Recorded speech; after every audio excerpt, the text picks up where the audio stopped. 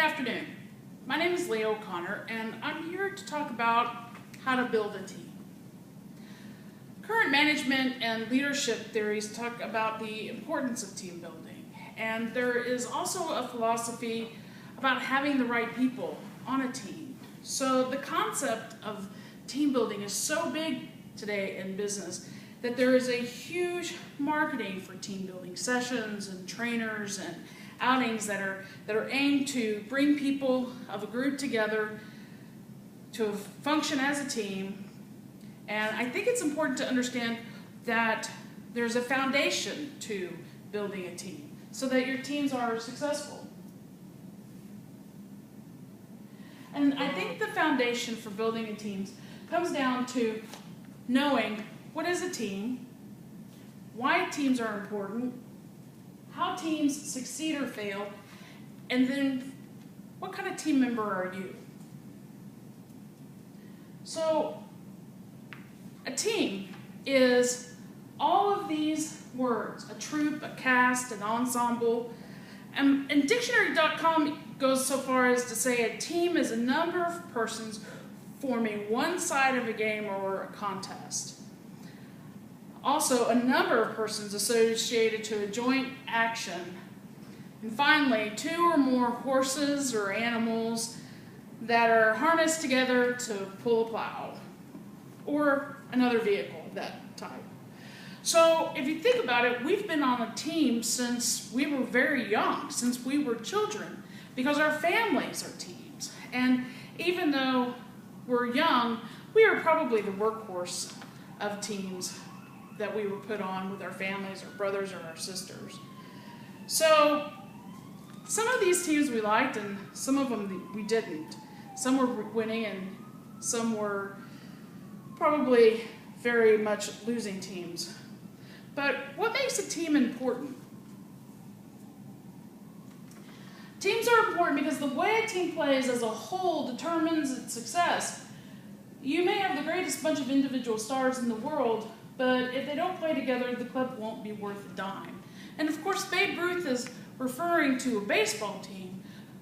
But if you are an individual, you can't play all positions on a baseball field by yourself. You need other individuals.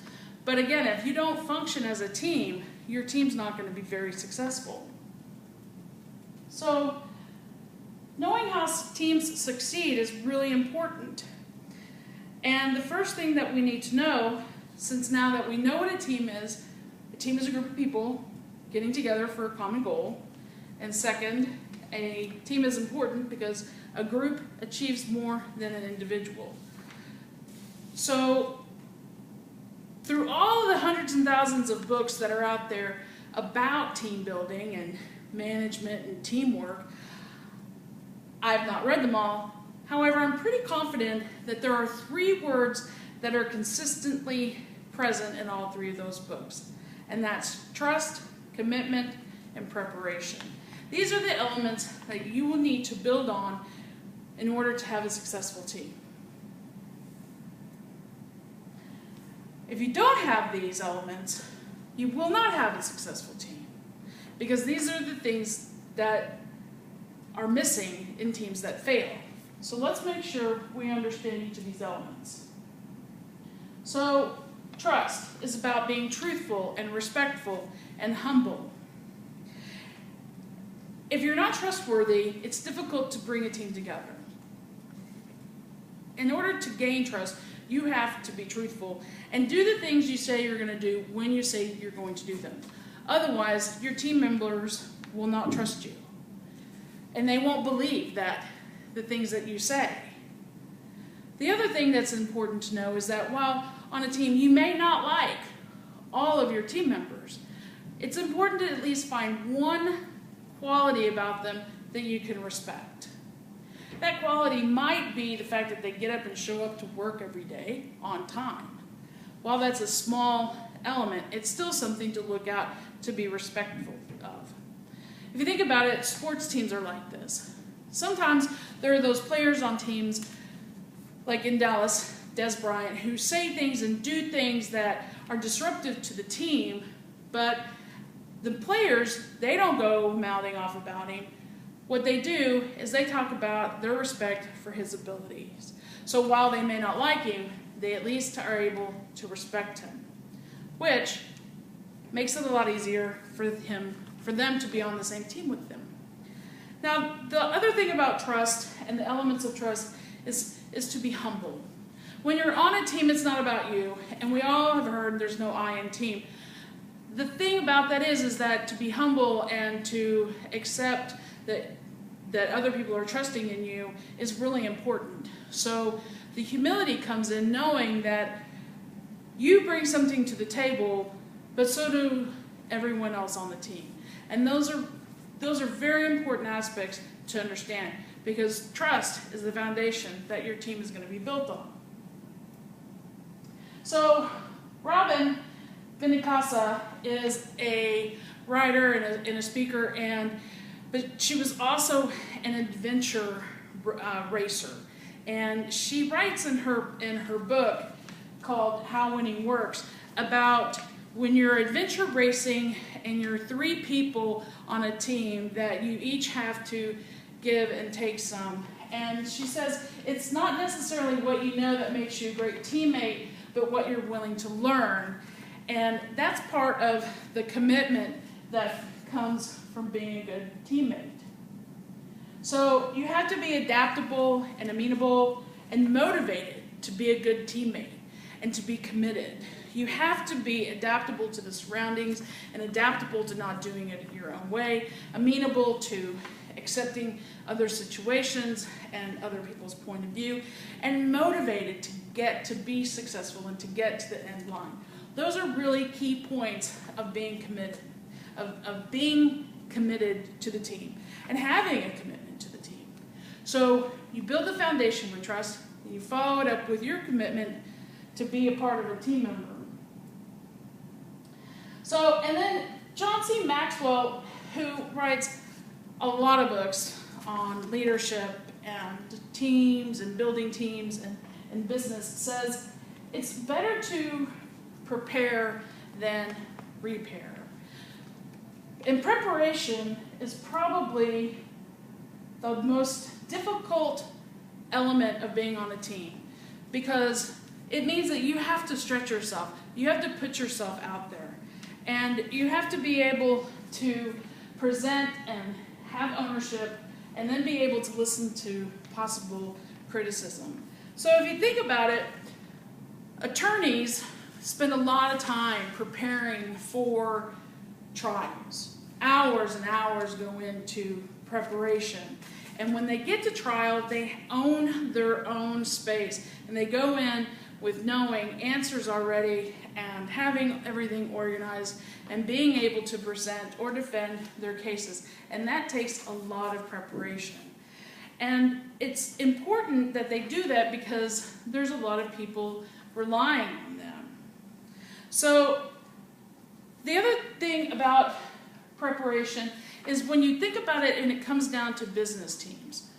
Sometimes you might get on a team where you are in a group of people and you are told that you need to do something and then you need to present it to either a class or board of directors, and all of a sudden you are overcome with this fear of having to get up in front of people and give a speech. So how do you overcome that? Preparation. If you prepare yourself and you are confident in what you're saying, you're owning it with your ownership of I am prepared, I can do this, and you practice, then you can get up and you can give a speech. I think that even though public speaking is the #1 fear of most Americans, it can be overcome with preparation. A lot of speakers go out there and they make it look so seamless, but the truth is they've spent hours and hours preparing so that they can make it seem seamless. So the ownership is just owning and knowing that it's going to take time. It's just not going to be a walk in the park. It's just not going to be your normal everyday event. If you are on some sort of team, you know that if you play softball or basketball or bowling, that you have to be there and you have to practice these things or your team will fail. And you don't want to feel that way. The other thing about preparation is the debriefing. There are debriefing sessions in the military after every sort of air run when they're doing surveillance or on some sort of military mission. When the fighter pilots come back and they're on the team and they're sitting around and everyone's saying, here's where I made a mistake, here's what I saw, and these are called debriefings. And they're really important because that's how the team continues to have trust in one another, continues to see the commitment that they all have to the team, and are able to put down all of the rank and everything else and be honest so that everyone can make the team better. And that's really important. And I think in business, if we were able to debrief after teams, then we can figure out better ways to accomplish the goals. Because remember, the whole point of a team is to bring a group of people together to accomplish a goal. Finally, the thing about building a team is remember that once your team is completed and once your event is completed or your goal is achieved, celebrate that success. People dread being on teams because they think it's going to be a lot of work and there's no recognition. And just imagine what it would be like if businesses celebrated successful accomplishments of goals like football players or football teams or baseball teams or basketball teams with confetti flying everywhere and big parades and lots of champagne and everything is just overdone and Disneyland trips. People would be clamoring to be on teams and they would bring their best work there to the companies all the time or to a sports team, and it would make them feel so much better. Chances are right now, if you are working on building a team or you've built teams in the past, you may or may not have even acknowledged the success of a team. You may have just given them a pat on the back or said, good job. And while that's good, think about how you can celebrate the successes. Because once you put it all together, a team has come together and they've built trust, and they've made a commitment, and they've prepared, and they've done all this as a group of individuals, and they've achieved a goal, which is how you build a team. So think about those types of things when you're working on building your next team. So finally, on the handout are some books that I think are really important that I used in my presentation. But there's also a reminder about a book, about a movie from 2004. It's Miracle. And it's a docudrama about the U.S. men's hockey team that won gold from Russia in 1980.